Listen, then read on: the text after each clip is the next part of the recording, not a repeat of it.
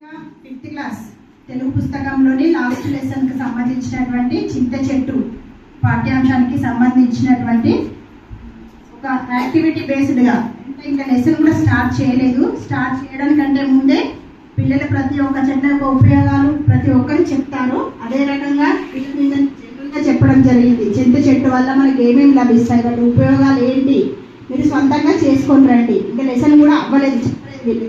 కాకపోతే సొంతంగా ఎంతవరకు చేయగలుగుతారన్న ఉద్దేశం కొద్దీ ఈ ప్రాజెక్ట్ ఇవ్వడం జరిగింది.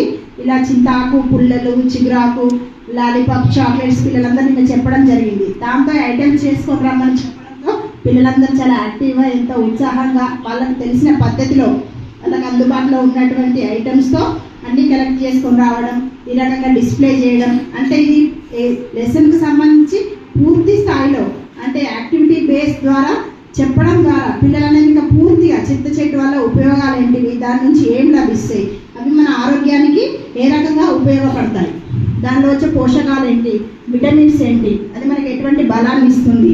మీరు నిత్య జీవితంలో చింతపండును ప్రతి కూరలో కూడా వాడుకుంటాం. దాని యొక్క అవసరాన్ని తెలుసుకోవడం కోసం ఇది ఒక లెసన్ లాగానే కాకుండా యాక్టివిటీ బేస్గా నేర్చుకోవడం వల్ల పూర్తి స్థాయిలో పాఠాన్ని అర్థం చేసుకోగలుగుతారన్న ఉద్దేశంతో ఇది పిల్లలకు ఇవ్వడం జరిగింది.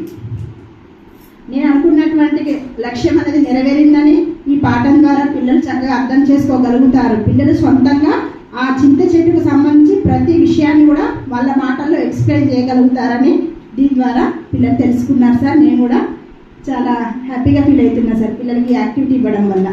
Thank you.